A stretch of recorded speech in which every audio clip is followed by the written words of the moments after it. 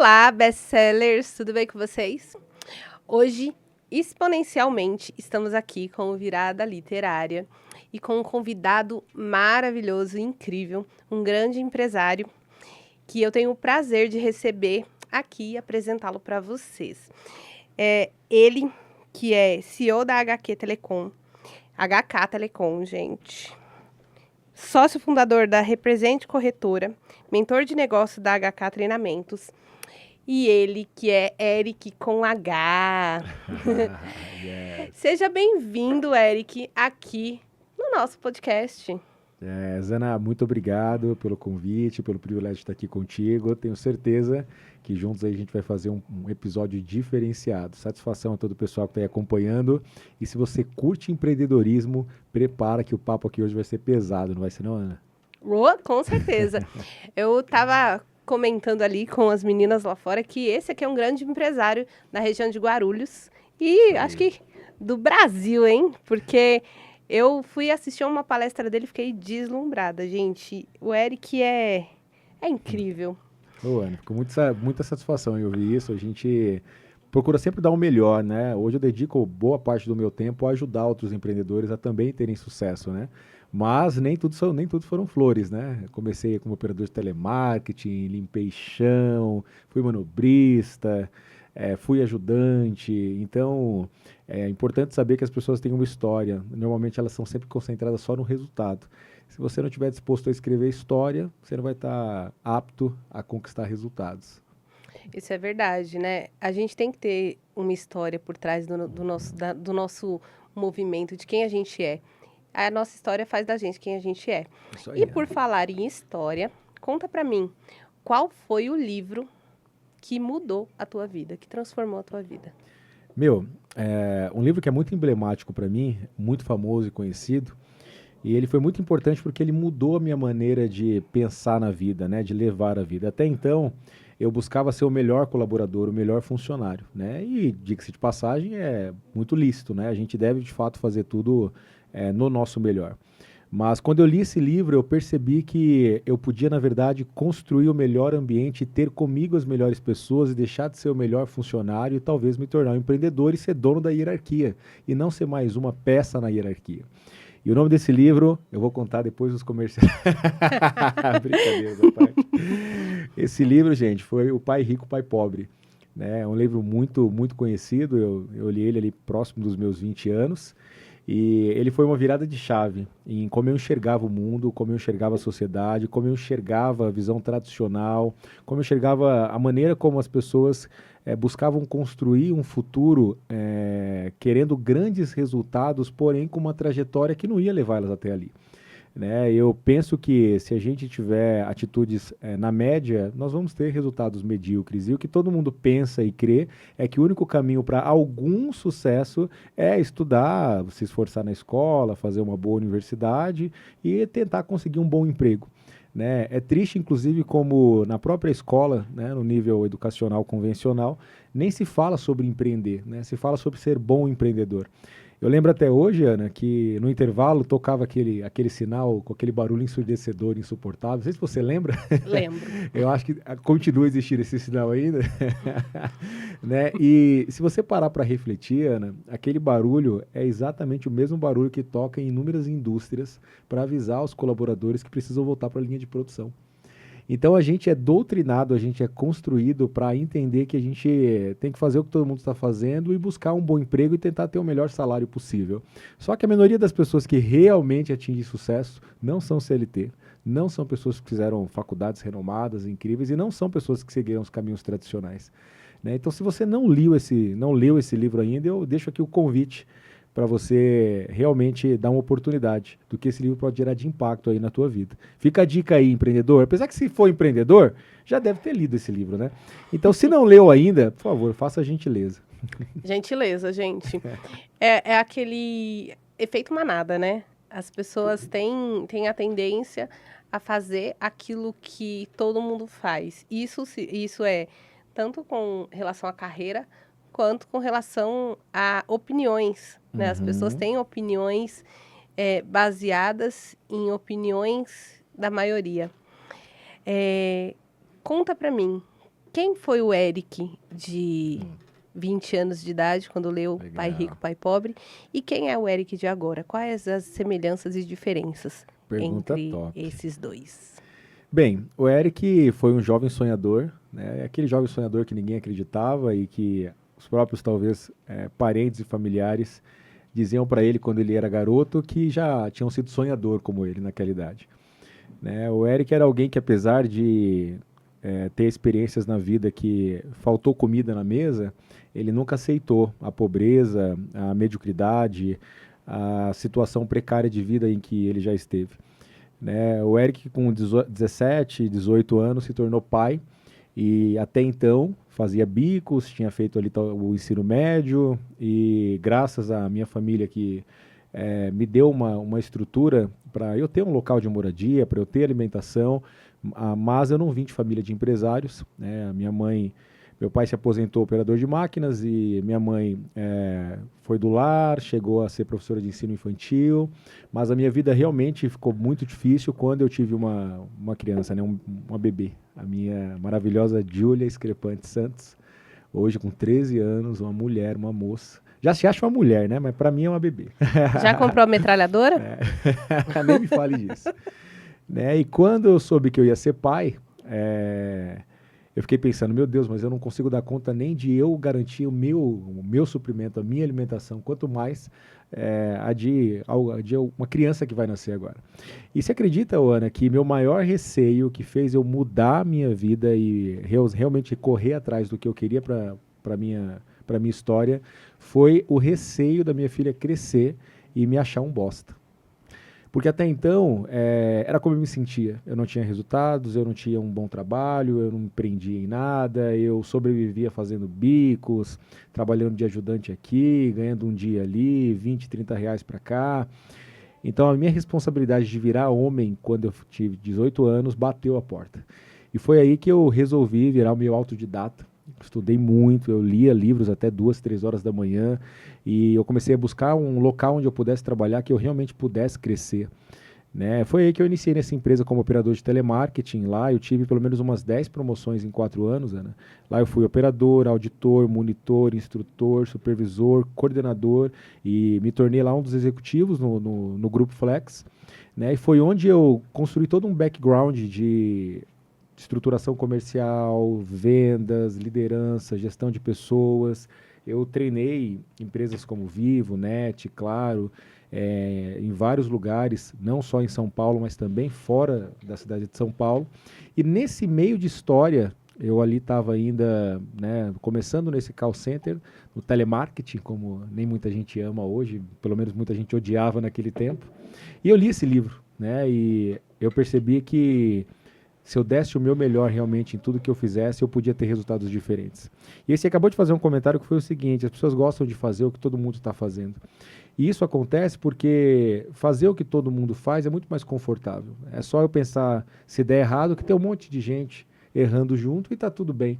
Agora, quando você toma decisões de autorresponsabilidade, de entender que quando você toma uma decisão que talvez você não vai conseguir ver ninguém tomando junto com você, e se você errar naquilo, todo mundo vai te julgar e te criticar, é só aí que você consegue começar a experimentar o que pode ser o sucesso. Então eu cheguei em cargo executivo no Grupo Flex, né, e quando eu entendi na prática realmente o que esse livro podia trazer para mim, eu resolvi sair de lá. Eu era novo, eu estava ali com meus 23 anos, acredito eu, né, 23, por aí, entre 21 a 24 anos. Perguntinha. Diga. Alguém falou para você é doido? Como que você larga um emprego desses? Eu lembro que nessa situação aqui, né, graças a Deus já comecei a viver um pouco melhor, eu já tinha eu tinha entrado ganhando 600 reais. Você imagina que eu tinha levado minha remuneração até então a quase 20x ali naquele tempo. Então, primeiro que todo mundo já me achou incrível ter conseguido ter esses resultados em tão pouco tempo, mas ninguém sabia o que eu estava fazendo nos bastidores.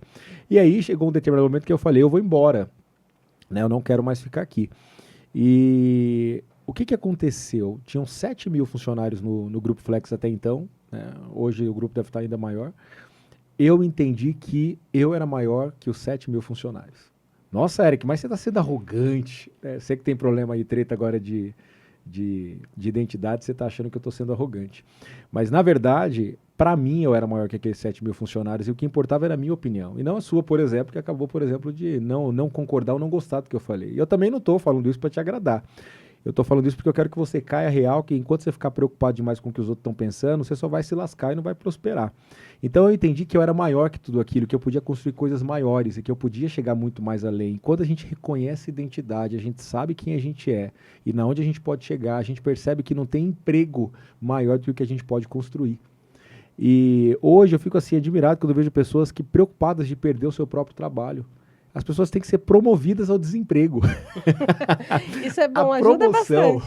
A promoção ao desemprego gera empreendedorismo. Sim. E o empreendedorismo é liberdade. Então, as pessoas às vezes ficam receosas de perder o trabalho. Se você é alguém que está ouvindo e tem medo de perder o teu trabalho, é porque você não sabe o teu valor. Porque se tem alguém te pagando um salário X para você fazer o que você está fazendo hoje, eu posso te garantir que você deve valer 3, 4 vezes mais, pelo menos. Então, essa pessoa que está te contratando sabe do teu valor melhor do que você mesmo, que tem receio de ser mandado embora. Não faz o menor sentido. Se você tem vontade de empreender, toca o terror que a gente só tem uma vida para viver. Agora você fez... Eu ia fazer uma outra pergunta, mas esse comentário gerou uma outra pergunta aqui na minha mente. Na minha mente fértil. Eu sempre ouvi a vida toda que você ter estabilidade é você ter um emprego fixo de carteira registrada ou você ser concursado. Não, porque se você prestar concurso, você nunca mais vai passar perrengue, porque você nunca mais vai ter problema com o emprego. Primeiro que, né, não é só com relação ao financeiro, é relação emocional, porque não adianta você ficar, você não poder ser mandado embora do emprego porque você é concursado, mas a sua saúde mental ir para o ralo porque você não suporta ir para aquele lugar. O que você diz com relação a essa falsa estabilidade? Porque para mim é uma falsa estabilidade, porque o seu chefe pode chegar em você a qualquer momento e falar, rala, porque aqui não é mais o seu lugar, aqui você não é mais o perfil da empresa, é a desculpa mais usada. Empreendedor, Ana, tem que ser governante. O que eu quero dizer com isso, sabe? Quando você está trabalhando para alguma outra pessoa, e é claro que eu sempre vou buscar ter pessoas incríveis comigo também, mas eu quero que todos prosperem. Meu desejo é até quem trabalha comigo, até quem é um CLT ou até quem tem um salário fixo, que prospere, se liberte e vá empreender. E tá tudo certo, eu vou ajudar, inclusive. Mas essa ideia de estabilidade, ela é a maior ilusão que foi criada para fazer as pessoas aceitarem decisões medíocres, decisões inseguras, decisões preocupantes, decisões a todo tempo pensando no que eu vou fazer amanhã se... E esse se é o que trava as pessoas e não deixa elas buscarem nada na vida.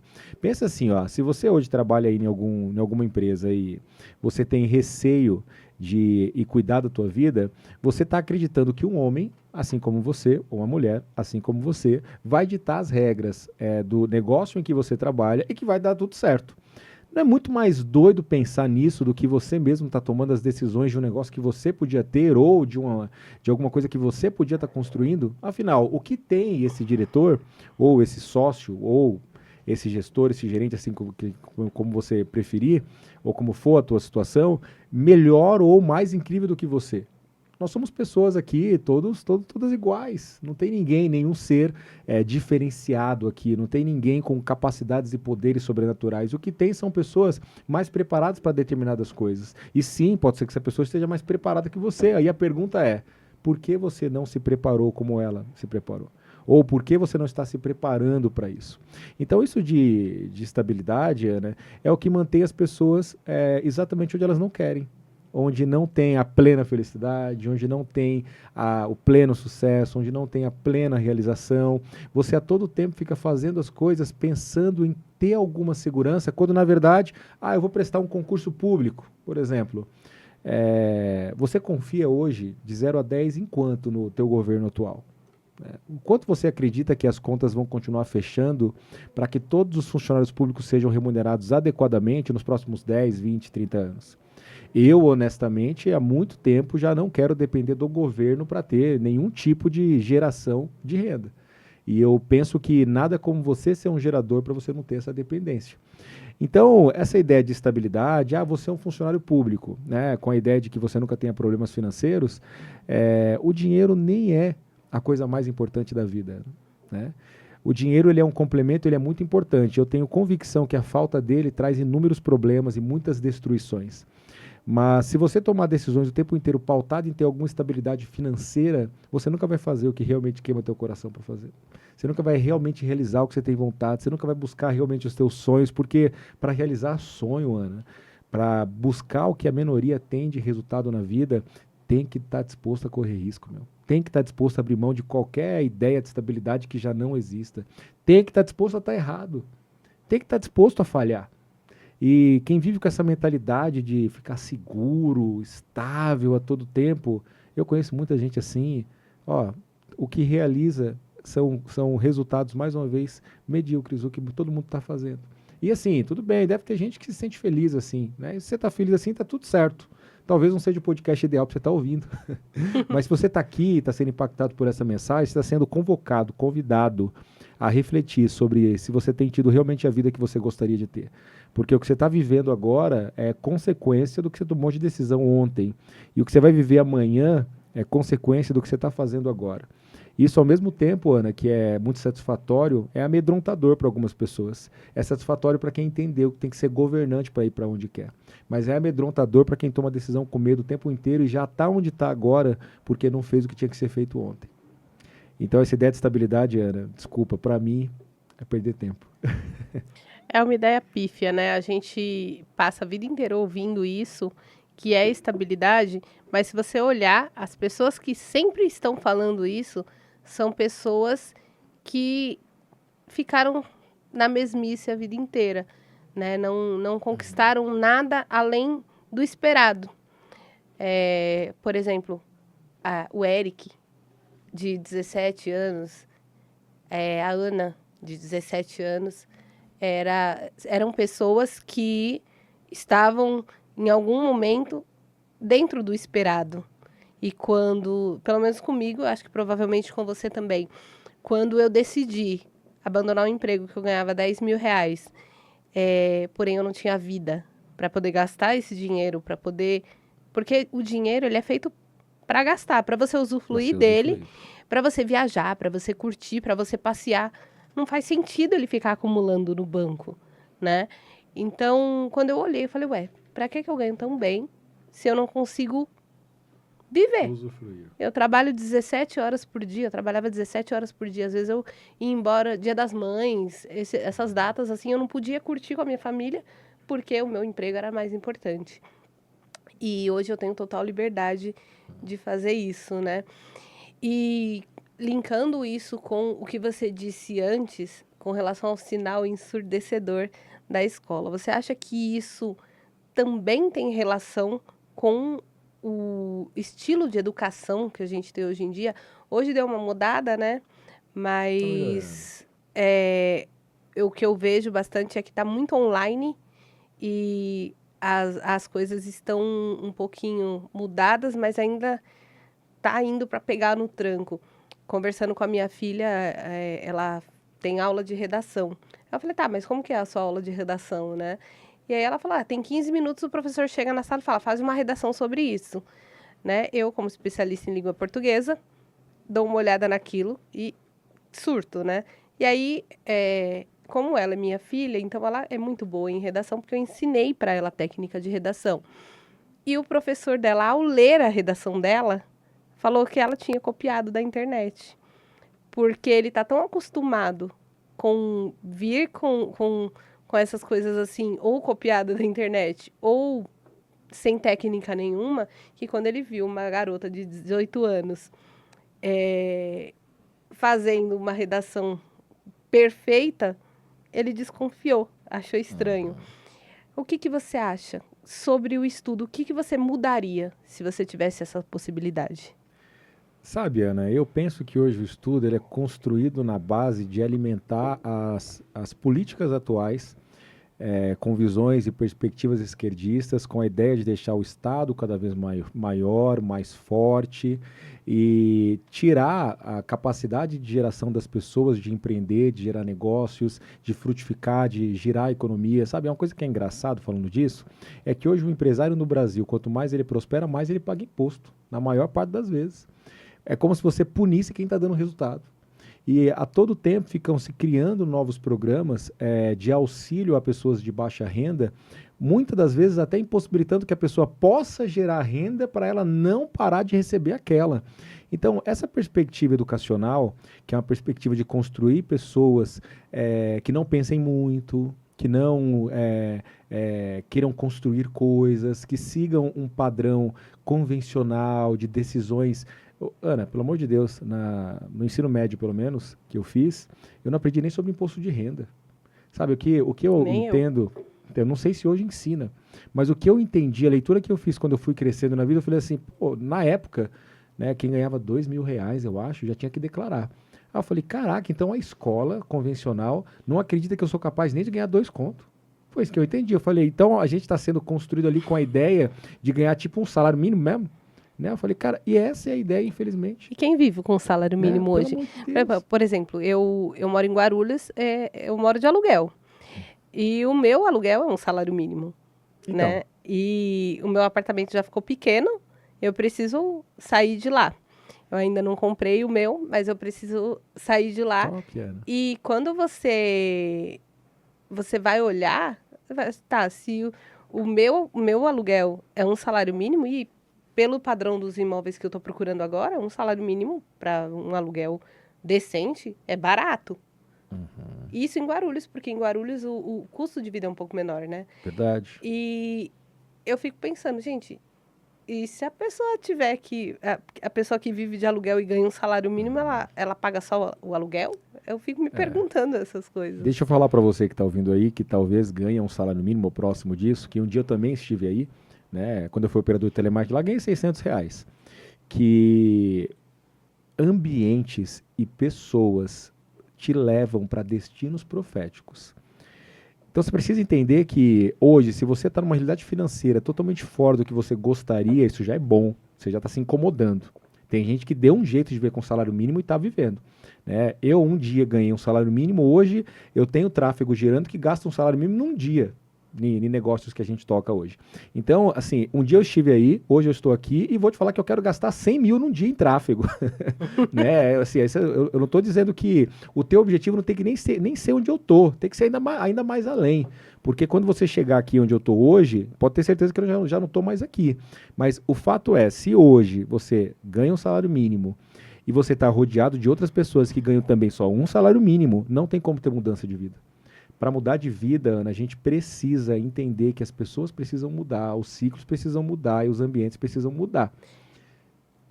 Quando eu vou me conectando, Ana, nessas novas possibilidades, eu vou perceber, pô, mas aquele cara está fazendo um salário mínimo por semana.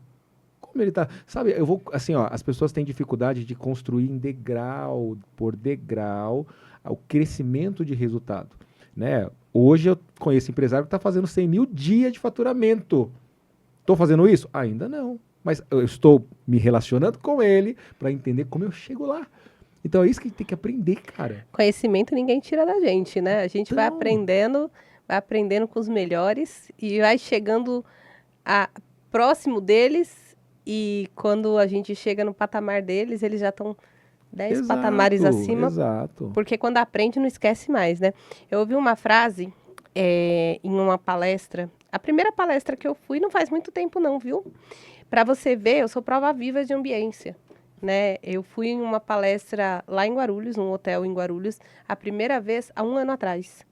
E eu era a mesma Ana de 17 anos, que não tinha perspectiva nenhuma de vida há 1 ano atrás.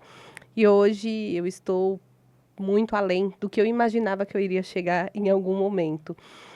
E eu ouvi a seguinte frase, e essa frase me marcou. Você é a média das 5 pessoas com as quais você mais convive. Eu tenho, acho que, eu tenho 2 ou 3 frases que eu costumo guardar dentro de mim que fazem toda a diferença. Essa é uma, e uma outra frase que eu falo muito nos meus nas minhas palestras são 2. Às vezes só é preciso 1 minuto. Você precisa tomar a decisão. A decisão precisa ser tomada. Ela pode ser tomada em 1 minuto. Ela pode ser tomada em 1 ano. Em algum momento você precisa tomar essa decisão. E não adianta você falar assim, porque 2025, 2026, 2020 vai ser o melhor ano da minha vida se você continuar vivendo a mesmice do que você vive agora. Para o seu ano mudar, quem precisa mudar é você. As suas atitudes têm que mudar. Então, às vezes só é preciso 1 minuto. Às vezes em 1 minuto você muda a tua vida. Uau. Como eu mudei a minha. E a outra frase também, ela remete muito a posicionamento. Que nem tinha várias pessoas aqui quando o Eric chegou. E todas as pessoas que estavam conversando pararam para olhar para ele. E a pergunta que eu te faço é: quem você quer que as pessoas enxerguem quando você chegar numa sala? E aí a frase que remete a isso é: aquilo que você é grita mais alto do que aquilo que você diz. Segundo estudos, nos primeiros 4 segundos a pessoa te vê e ela já forma uma opinião sobre você. Fato. E essa opinião que é formada sobre você, você tem até 4 minutos para que essa opinião seja mudada. E se ela não for mudada nos 4 minutos seguintes, provavelmente você não vai conseguir mudar. E você só vai conseguir mudar, provavelmente, se você conversar com essas pessoas que te viram. Se você não conversar com elas, você não vai mudar a opinião que elas têm de você. Então, se posicione também como você quer ser visto, quem você é. Tô errada? Não, Ana, você está com completa razão. As pessoas não entendem que a maneira como você se comporta, como você se veste, como você caminha. Eu tenho, assim, Ana, uma certa sensibilidade, assim, com pessoas, né? Então, assim, na maneira que a pessoa caminha, eu já consigo fazer uma leitura se ela está triste, sabe? Eu consigo fazer uma leitura se é um homem governante ou se é um homem que foi tomado por energia feminista. Porque isso é polêmico, né? Essa ideia de falar de feminismo aí, porque o maior culpado desse movimento de... Assim, eu apoio mega as mulheres, eu quero que elas cresçam, prosperem e tudo mais. Só que hoje existem mulheres que querem ser até maior que os homens já, né? E o maior culpado desse movimento aí é os próprios homens. A falta de posicionamento, a falta de reconhecimento do papel do homem governante, a falta de identidade, de entender o que ele tem que fazer no lar. Entende? Como é triste isso, cara. Como Sim. É triste o próprio homem não entender o papel dele na sociedade. E aí, como a maioria dos homens estão sendo banana, as mulheres estão sendo que ser mulher e homem. E é por isso que nasce não, né? Se constrói esse movimento de mulheres cheias de energia masculina. Isso dá uma treta na sociedade, dá um monte de problema, cara. A mulher, ela tem que ser grande e prosperar, tanto quanto o homem tem que ser grande e prosperar. Um tem que caminhar ao lado do outro, frutificando e crescendo juntos, sem nenhum ser maior que um ou outro. E quando você entende isso, cara, como eu sou grato à minha esposa, porque ela entende o papel dela e eu procuro me colocar no meu papel, e assim a gente se alinha para prosperar junto. Não tem família que prospera com os papéis invertidos. Vai dar ruim. Vai dar ruim, Ana. Falando disso de posicionamento, isso é muito forte. Vai, porque isso causa atrito, né? É complicado você ter 2 mulheres dentro de casa e 2 homens dentro de casa, 2 mulheres de sexos opostos e 2 homens dentro de casa de sexos opostos. Eu acho que um tem que complementar o outro. Sempre. E a respeito disso, na verdade, eu tinha muito a convicção. Eu leio muito a Bíblia e eu tinha muito a convicção de que eu olhava aquele trecho, mulher, sede submissa ao marido. Aí a gente fica, tá, mas submissa? Então quer dizer que meu marido tem que mandar em mim. E aí quando você vai ler o contexto que tem em cima e que tem embaixo, os versículos que tem em cima e que tem embaixo, isso completa a frase, você não precisa nem explicar, né? O trecho fala: submetei-vos um ao outro. Mulher, sede submissa ao marido. Marido, amai a tua esposa como Cristo amou a igreja. E como que Cristo amou a igreja? Cristo, ele deu a vida pela igreja. Então, se torna fácil você ser submissa a um homem que daria a vida por você. E não é ser submissa, o marido mandou, você obedece. Não é isso. A submissão, ela passa longe disso. É uma questão de conformidade. O homem, o teu marido, ele vai te dar um conselho a ponto de você olha, talvez isso dê errado. Mas você tem o direito de tomar a decisão e fazer mesmo que ele dê o parecer de que vai fazer errado, entendeu? Mas aí nesse ponto você dá o direito dele virar para você e falar, eu te avisei. Fala um pouquinho sobre isso, Isso é Eric. top. Ó, teve uma frase que a minha esposa usou esses dias, porque essa é uma parada muito polêmica e minha esposa, ela tem um movimento lá de mulheres também, né? E ela fala muito de maternidade e tal. E um dia ela usou uma frase que ela falou o seguinte, falando que a mulher tem sim que ser submissa, né? E a frase que ela usou foi o seguinte: eu sou submissa não por imposição. Eu sou submissa porque eu decido, eu escolho isso. A submissão por decisão é diferente da submissão por imposição. Como assim? Ela escolhe ser cuidada pelo marido, ela escolhe ouvir o marido, ela escolhe ver a decisão do marido, ela escolhe pedir a opinião do marido, porque o que o marido fala, ela sabe que nunca vai ser de maneira como imposição, e eu nunca vou falar nada como imposição para ela. Mas, no final das contas, a cabeça como Cristo da igreja tem a palavra final, tem uma decisão final. Mas a minha esposa, ainda que de alguma maneira talvez ela não concorde com o que eu estou ali tomando de decisão a respeito de negócios, ou de financeiro, ou de vida, ela não vai deixar de me apoiar. Então ele escolhe ser submissa. E assim, ó, eu até entendo as mulheres hoje no geral, que quando ouvem essa palavra de submissão, entram em pânico. Eu também, se fosse uma mulher, não ia querer ser submissão de um homem bosta, de um homem que não é provedor, de um homem que não protege, de um homem que não tem energia masculina, de um homem que não me passa segurança, de um homem que eu não sei se é leal. É claro que eu jamais ia querer ser submissa a um homem desse.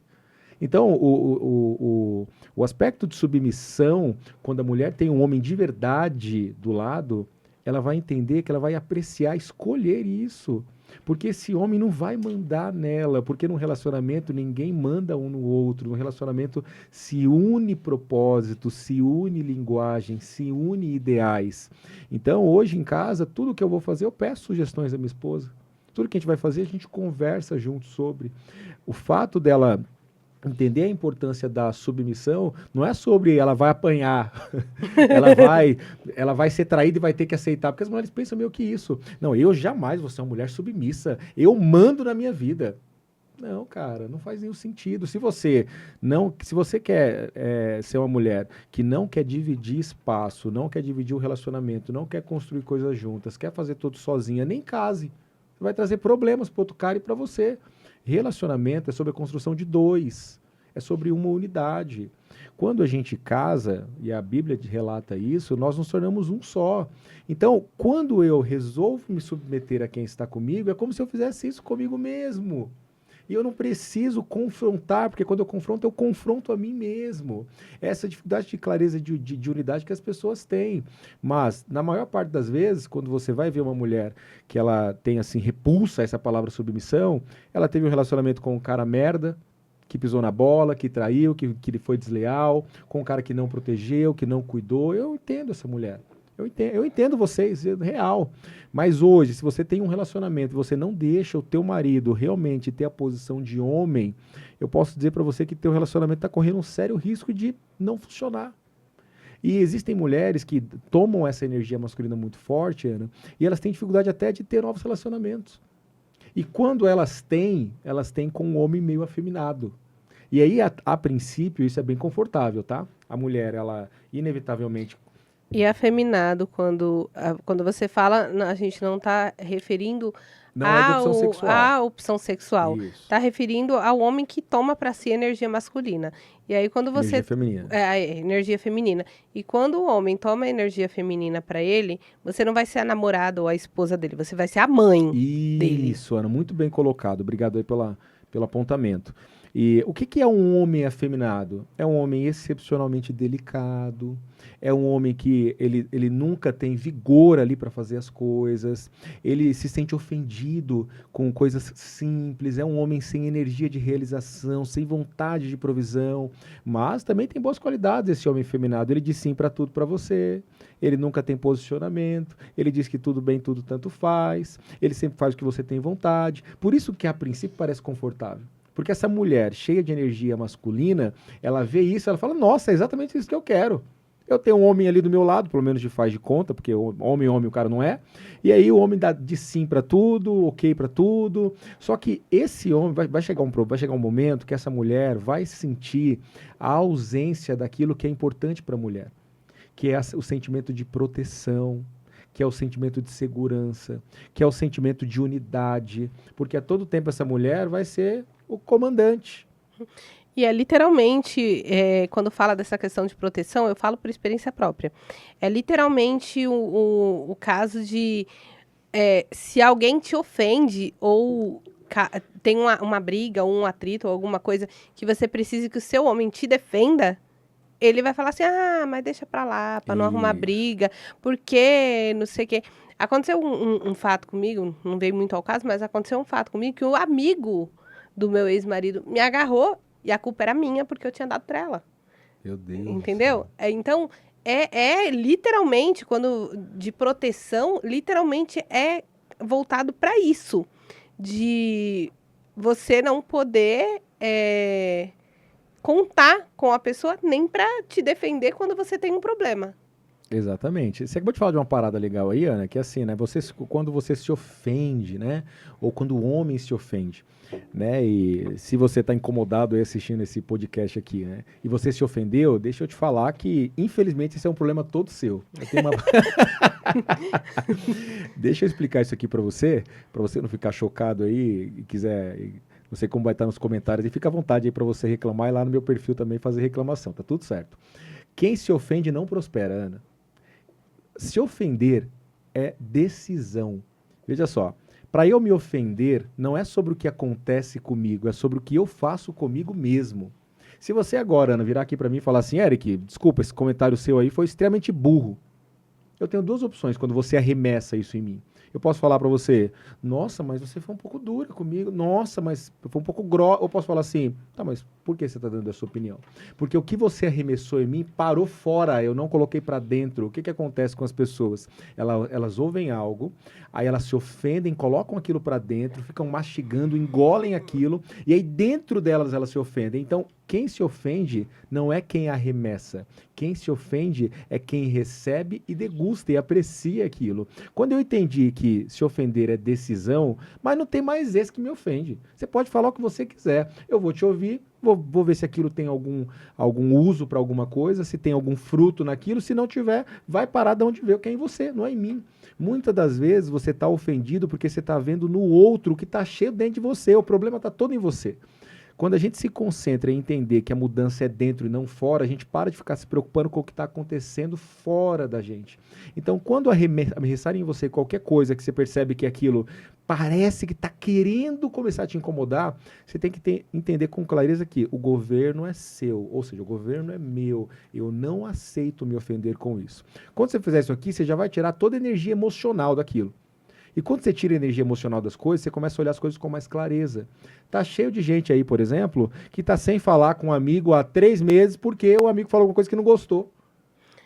Tem acontecido muito com questão política, né? As pessoas estão virando a cara umas para outras porque tem político de estimação, né? Exato, exato. Gente, às vezes a pessoa nem sabe que te ofendeu, cara. Às vezes a Verdade. pessoa ela falou por ocasião e você que é cheio todo mimizento, se ofendeu, a pessoa nem sabe. Vai resolver essa treta. Pergunta pra pessoa. Ana, na boa, eu aprendi assim, ó, a fazer pergunta, cara. A minha esposa, quando a gente se conheceu, ela disse que me achou super chato no primeiro dia, porque eu não parava de fazer pergunta. Né? E o que eu aprendi? Que a pergunta ela é poderosa, porque ela dá clareza e te leva ao próximo passo. Quando alguém arremessa algo em mim que eu não entendo, então, por exemplo, pô, Eric, ó, esse dinheiro aí que você está transferindo não fez sentido. Né? Você está fazendo uma retirada maior que o combinado. Aqui eu já poderia, na verdade, ir para conflito. Quer dizer, não, você está equivocado. O acordo... Não, eu falo assim, mas se eu faço uma pergunta, olha como muda. Você pode me explicar por que você está me dizendo isso? Porque para mim não está claro. Cara, a pergunta ela é elegante, ela é sutil, ela é suave, ela é escudo, ela prospera, ela dá clareza. Pelo amor de Deus, aprende a fazer pergunta. E evita confusão, né? E evita confusão. Evita confusão. Isso. Olha, eu fiquei sabendo que você agora CEO da HK Telecom. Telecom, pois é. E você me deu uma palhinha de como que funciona essa nova Bora falar empreitada sua. Eu quero saber um pouquinho, e eu tenho certeza que os nossos best-sellers também querem saber como que funciona essa IA que você está trabalhando Show. agora. Bora falar da HK Telecom, gente. Da onde saiu, da onde surgiu a HK Telecom, né? Para quem não me conhece e acompanhando o podcast, hoje eu dedico a maior parte do meu tempo a colaborar com empreendedores, implementando metodologias de crescimento, de escala, maximizando o resultado em vendas em vários negócios. A gente tem programas de imersão, a gente tem mentorias, temos eventos, workshops. E você deve imaginar, se você já participou de algo do tipo, que é muito comum nesses eventos você ter aquela função que o especialista ali dá aquela ligada para você. Ó, tô te esperando aqui hoje no evento top que vai acontecer, seja online, seja presencial. E a gente começou a implementar muito essa IA, essa automação, né, que liga para as pessoas ali com uma gravação, fazendo ali uma call to action, chamando ela para o evento, reforçando a presença no evento, reforçando alguma oportunidade. E a gente começou a entender que essa inteligência ela podia ser implementada em outros negócios. Eu passei talvez pelo menos um ano validando isso em outros negócios, aperfeiçoando a aplicação de copy, colocando essa IA, essa automação para gerar em negócios diferentes, com volume de ligações de 20, 30 mil ligações por dia.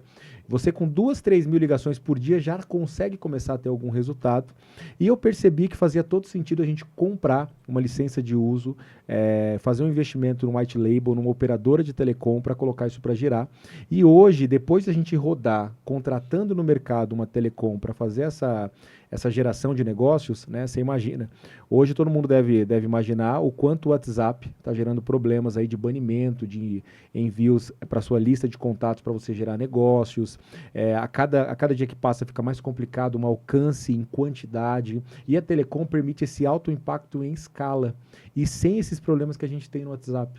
Então a telecom ela possibilita que você ligue para uma lista de leads, de clientes, ligue para um banco de clientes de oportunidades que você tenha e você com a sua identidade pode colocar um áudio seu ali ou pode construir um áudio para uma oferta específica de um produto.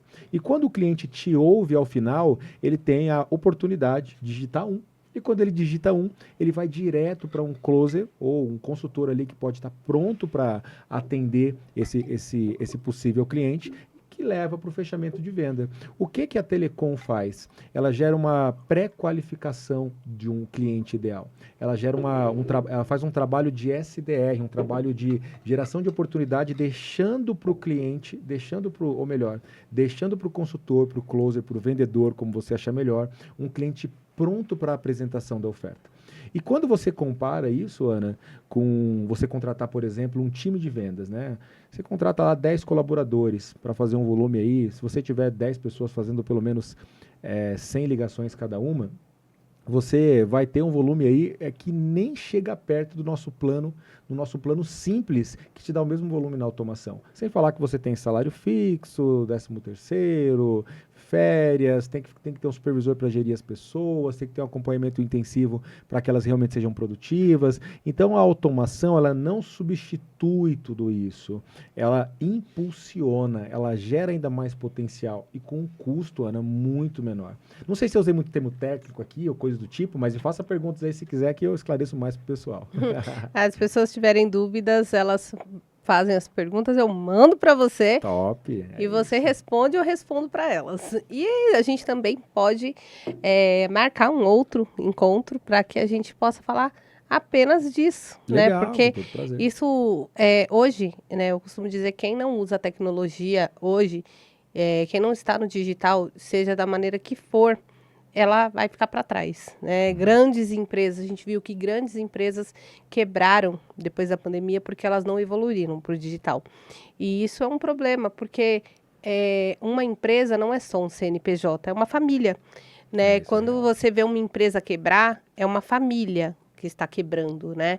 Então, vamos correr para que a gente consiga se adequar à tecnologia. A tecnologia, ela não precisa substituir a mão de obra humana, mas ela precisa realmente impulsionar. Isso, porque quem não se adequa, quem não segue o percurso, vai ficar para trás em algum momento e aí vai acabar quebrando. A gente está chegando na nossa reta final. Yes! Fluiu, né? Foi muito bem bom, top. muito gostoso, maravilhoso conversar com você. rápida. Queria saber se você tem alguma consideração final sobre todo o nosso assunto ou sobre qualquer outro assunto que você queira fazer essa consideração final. Legal.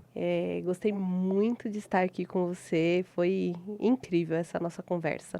Demais, Ana. Na verdade, eu que agradeço, tá? Muito honrado de estar aqui com vocês, muito honrado de estar contigo. Você sabe que eu tenho um carinho muito especial por você, admiro sua trajetória e sei que é só o começo, que você vai muito longe. Eu queria dizer para você que está ouvindo que empreender é libertador. Que empreender pode te levar para um novo estágio na vida, que empreender pode te trazer liberdade, que empreender pode fazer você realmente poder estar mais com a tua família, fazer mais o que você deseja. E se você entender a capacidade de geração de coisas na tua vida, se você tomar essa decisão, você vai realmente viver coisas novas na tua vida. Hoje eu tenho o privilégio de empreender e respeitar os princípios da palavra, respeitar os princípios cristãos. E quando você entende realmente onde seu coração tem que estar o tempo inteiro, e o meu coração sempre estará nas coisas do reino, eu entendo que empreender potencializa o meu propósito. Empreender potencializa as coisas que eu estou aqui para fazer nessa terra.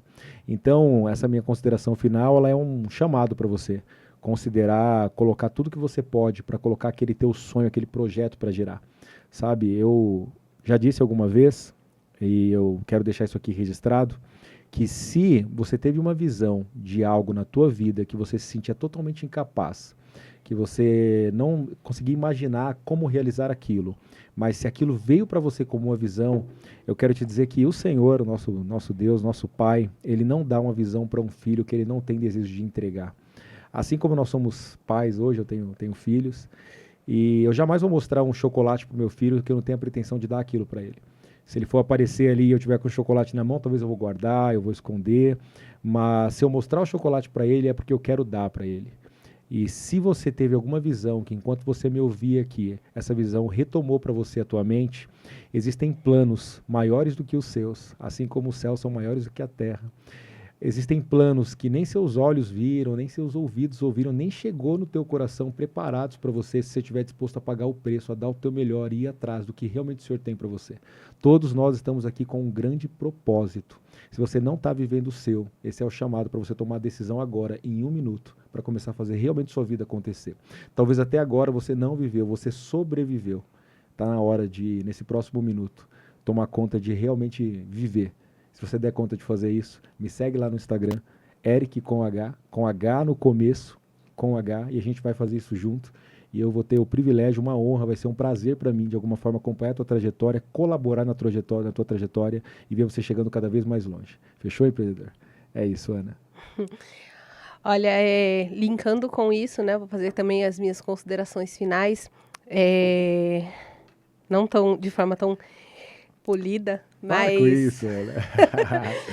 Mas eu sou prova viva dessa última colocação que você fez, porque quando eu finalmente abri os olhos para o meu propósito, porque o propósito ele tá ali, na cara da gente. É a gente que não enxerga ou não se sente capaz.